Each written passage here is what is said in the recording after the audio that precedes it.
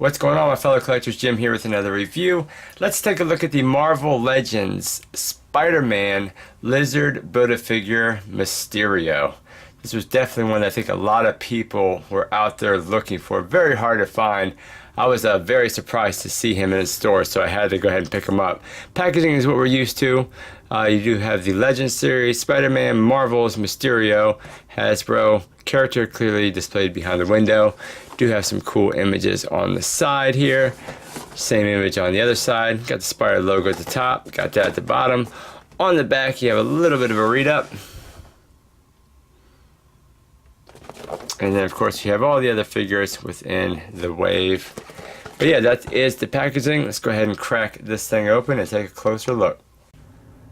Okay, and here he is out of the packaging with all the accessories that we do get, which isn't much. We just get a couple of kind of like effects that you kind of want to just put around his feet, or I guess you could technically put them on his arms, his hands, however you would like. But the effects are pretty cool. They're done in a translucent plastic, and they have a little bit of light green, a little bit of dark green in them. They're very pliable, very soft plastic.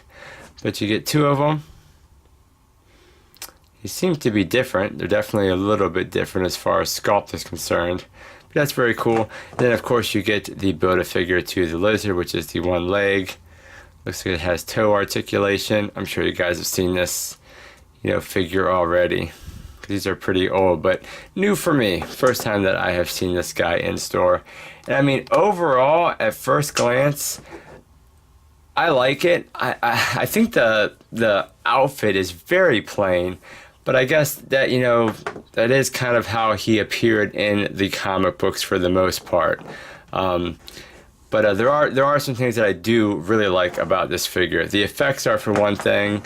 Unfortunately, on mine, I do have some very loose joints, especially down here, the hinge of the foot. Very, very loose. The boot swivel is very, very loose. My guess is that this is probably a return, because he's very, very loose. A lot of loose joints. So that's kind of a bummer. But taking a closer look at him, of course, we do have his, very unmistakable dome helmet, and we do have the cape. And then, of course, the rest of the suit kind of has this pattern on it. But there's like really no shading or anything like that. It's basically just, pattern. And he does have these big gauntlets that I do think look nice, because they have some pretty cool little, sculpting details in there and a little bit of wash. He does just come with these two hands. So you kind of have this one like grabby hand and this one kind of like open hand. The gauntlets do not swivel. And you come down to his boots, and they're kind of down in like almost like a translucent, plastic. You see a little bit of that marbleization coming through there. Bottom of the foot, you do have two peg holes. And now, as far as the cape, I like it. I mean, it helps to kind of stand the figure up, because he does. It's almost like a kickstand for him. But taking a closer look at the helmet, I know the one big controversial thing was it doesn't really look like him. So.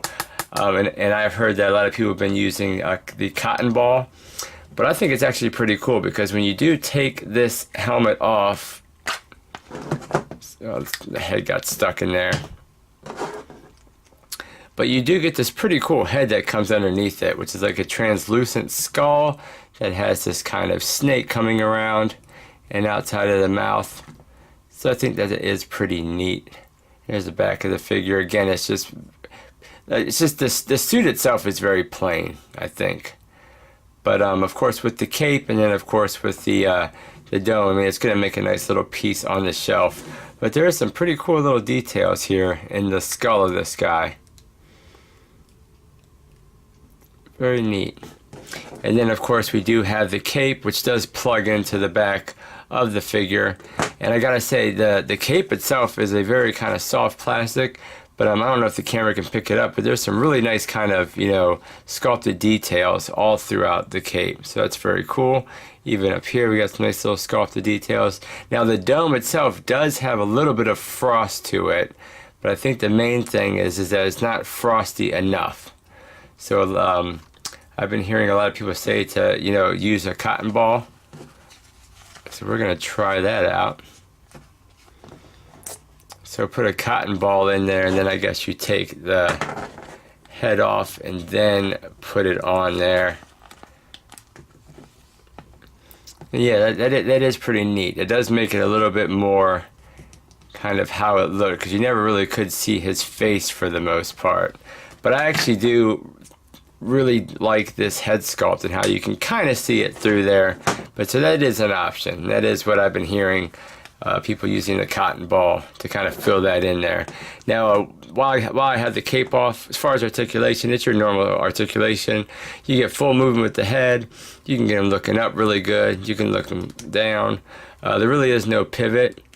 The arms, you can get about, that much out all the way around. He does have bicep swivel. He does have double jointed elbows. Like I said, the gauntlets do not move, but you do get rotation and hinge at the hand. He does have an ab crunch that'll bring him forward about that much, bring him back about that much. You do have your waist twist. Legs go out about that much. Kick forward, but kind of out at an angle. Don't really want to go back. You do have a thigh cut. You do have double jointed knees. You do have rotation at the boot. And you do have your hinge for your foot that'll bring it that much back, that much forward. And he does kind of have a rocker. He does kind of have those big kind of, duck feet that we've been seeing on some of the Spider-Man figures. But I mean, overall, it's a pretty cool looking figure, I gotta say. And one that I'm sure a lot of people are gonna be wanting to add to the collection. Now that peg, once you peg it in there, it doesn't sit right on the figure. So it definitely brings everything up. So more or less, people are probably gonna wanna maybe cut that peg off, and because when it's not pegged in, it kind of seems to sit on him a little bit better than when you do peg it in. So that's another thing that you might want to worry about. But the back has some really nice sculpting details within the cape and everything. Overall, not a bad figure. It's gonna look cool up on the shelf. Now, measuring him out, it looks like he is right at that 6-inch mark. And as far as some comparisons with some other Marvel Legends figures, here he is next to Taskmaster. Here he is next to the X-Force Deadpool. Here he is next to King Cobra.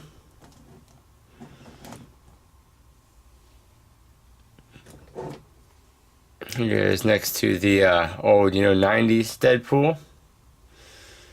Can we bring this back at all? That's as furthest back as it's going to go. Here he is compared to Captain America. And then here is Gwenpool, who came in the same line as him. So there's a bunch of comparisons for you as far as other Marvel Legends figures, how he is going to look up on the shelf. I'm sure there's a lot of reused parts here. None that I can point out as far as the Marvel Legends figures that I have. But I'm sure there's definitely some, reused parts somewhere along the lines. But yeah, very, very cool figure. At the end of the day, I do like it. I think it's going to look great up on the shelf. You have these little effects that you can use for him or even other characters if you would like. But yeah, guys, that was a look at the Marvel Legends. This was the Build-A-Figure Lizard Wave, and this was Mysterio. But yeah, thank you so much for watching. Like, comment, and subscribe, and I'll see you guys in our next figure review.